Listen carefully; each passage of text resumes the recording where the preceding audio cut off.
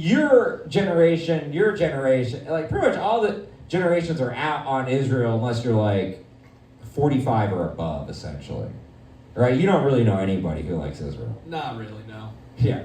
And it varies. They're pretty much all pro-Palestine or right. Like, give me a summary of like what your friends think on this. A lot of them that were very woke 5 years ago are now really big into shit-talking Jewish people. Hell yeah. We like that. It's like a good excuse to be anti-Semitic again is what I feel like I'm getting from my generation. Yeah, and so I joke about it on stage a lot because I feel like our people, we used to be fun and funny. We joked about the Holocaust less than 20 years after it happened with the producers and other great artistic pieces. And then we got to stick up our ass, and then if you said something I didn't like, you're anti-Semitic, and then we don't talk.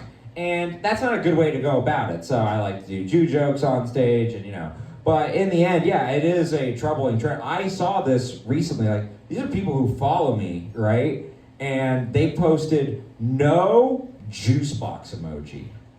That was it. That was the whole caption. And it's a selfie. Tits are out. And I was like, dang, it's going to be a real shame when people jerk off to this, Not me, baby, watching at home. I only jerk off to your pictures, my beautiful wife. She's on the road right now, if you're wondering. Yeah, she's in Pittsburgh. She's actually in Pittsburgh. But yeah, I don't know really anybody that age group who is pro-Israel. We're not doing a very good job with PR. No.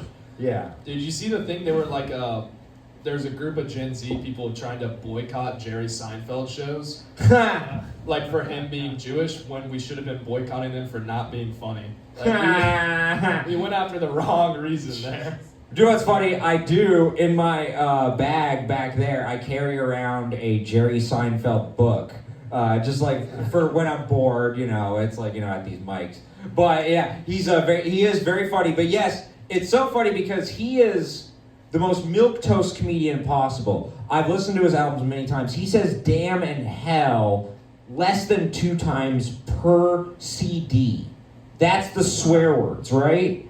He is so, mundane, and yet, because of his comments on Israel, now everyone's like, oh, he's so controversial. That's what makes me laugh. But he has gone pretty hard of hey, if you disagree with me, you're stupid. And that's like the old school Jewish thinking of hey, we're going to talk down to you, and hey, I got the money, so shut up. But it doesn't really work that way anymore with social media, huh? Oh, no. Like I said before, the gays control the media, and the gays are liberal as fuck. It's a really good joke, by the way. It stuck with me. But yeah, no, I agree with you. Yeah, there's the accusation that TikTok was purchased by a Jewish, billionaire because we wanted to control the narrative on Israel. And at the Jewish meetings when we talk about controlling the world, we found it very anti-Semitic, I gotta say. But I don't know. What's your opinion? Do you see a generational difference? As you're 31 and he's in his 20s, do you see a big difference or about the same as what he's describing? Not gonna lie, I kind of went in and out there for a while. Green goddess, that's right. Anytime. Sorry, go ahead. I was gonna say, anytime there's any comedy thing here, it's literally just a fight to see if you can get your jokes done before you pass the fuck out. It's not wrong. Look, and it's not because of the great products here at Green Goddess. It's because some say I'm Bill Cosby. And just chloroform, and so that's why you're hanging by my water cup. Yeah, exactly, yeah. Son of a... Listen, I wasn't... Okay, to speak to some of that, because now I regained what was happening. We're back, baby. I was not shocked that Jerry was backing Israel. When I saw it on Facebook, I was like, yeah, no, it's logical. It's very Jewy. It's always been his thing. Even though it's not necessarily all of his jokes, but it's in there. And I don't know. I mean, fuck. It is tough because it's okay, so my grandma is an actual Zionist. Like, and may she rest in peace in hell, obviously, for Palestine. Okay, but no, my grandma was a classic Zionist, so she didn't have any power or anything. She just wanted, all of her relatives were literally on all 6 continents, not Antarctica, right? We had Jewish relatives that spread out, and she was like, I wanted a place for all of us to connect and like be safe, because they all fled for, it wasn't like they were going there for fun, we were all, spreading out, serpentine pattern, but, so my grandma was a classic Zionist, and I kind of feel bad for the people like that who, they just wanted Israel to be a place, but, it's gotten to the point of like, oh, we have to support them financially. That's a bridge too far for a lot of people, right, Steve? Yeah, it's like when they when the Jewish people are one of the richest populations on the planet, and then we're still paying for everything. It sort of rubs us the wrong way. Oh yeah, and they're bragging, oh, we have great health care and all these other things in Israel. It's like, yeah, because you don't have to pay for your military. Right. We do, and so here's my theory. So you hear how like Israel is called the greatest ally, right? You ever hear that? Honestly, no. So, okay, politicians will say that Israel's our greatest ally all the time. You actually, if you listen to it and pay attention, you'll hear it a lot. And what's confusing about that is like, okay, we have England, we have France, who helped us actually beat England in the Revolutionary War, and we have Canada, we have Australia, like it literally makes no sense to say Israel is the greatest ally. And these politicians, right and left, do this over and over and over again, right? But it's probably because it was created for the United States and Britain and all the other Western powers to look after the Middle East. Hey, we got to have our little cops in the region, kind of a thing. Yeah, I mean, as soon as the oil dries up, and everybody's screwed out there. Yeah, I mean, that's not even a joke. Yeah. Luckily, it's gonna take a while. Whoop it up while you can, Jews. Whoop it up while you can. Yeah. No. I mean, I don't. Oh, sorry. No, you go. I don't blame them. Like shit, the world is a grift. Okay. I know. I just watched a mafia movie, so maybe that's why I'm in this mood. But it's all kind of legitimately part of the same hypocrisy. Yeah. You know what I mean? Everyone kind of steals, does whatever. I mean, I know as much about current events, but historically speaking, since the late 1800s, Jewish Zionists were trying to take that land. Palestinians technically kind of had it first, and then they kind of just slowly but surely smoothed their way in. Those slippery Jews smoothing their way in there. And I don't know, over time, now we're approaching what could be about, I mean, what is it, 2080 isn't that far off, is it?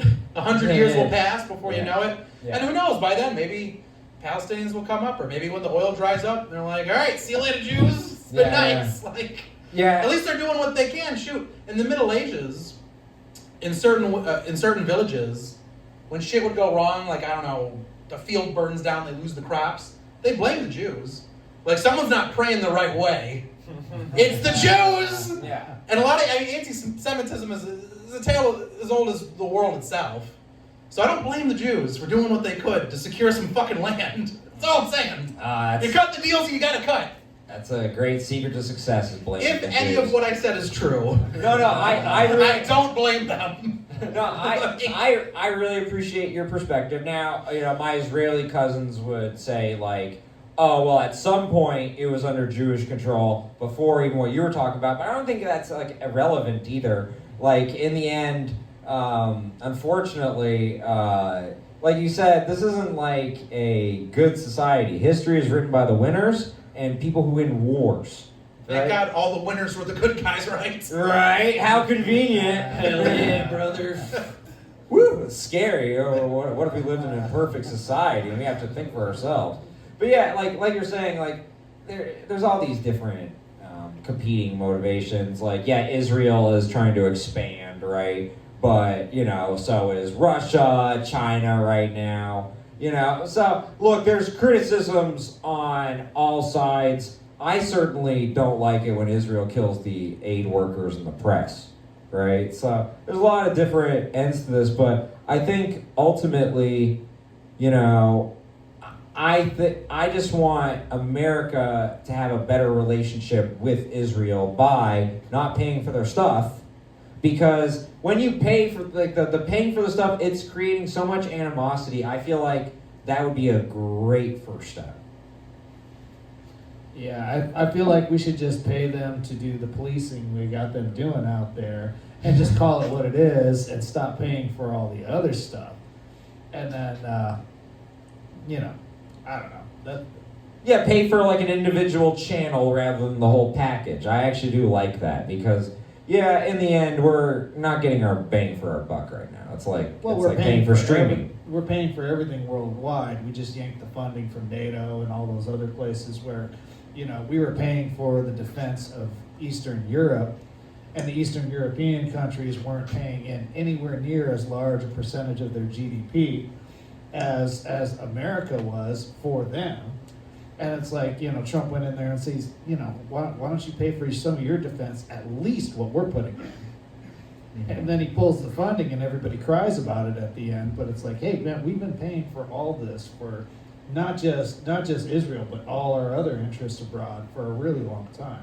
And everybody's just kind of rolled with it and made some money while they were sitting there letting the Americans pay for everything. Yeah, no, I mean, I will say Trump on foreign policy is going to get the highest marks from me in terms of like that NATO thing he was right on. And he hasn't been perfect on all of it, but he did at least interrupt a terrible tradition.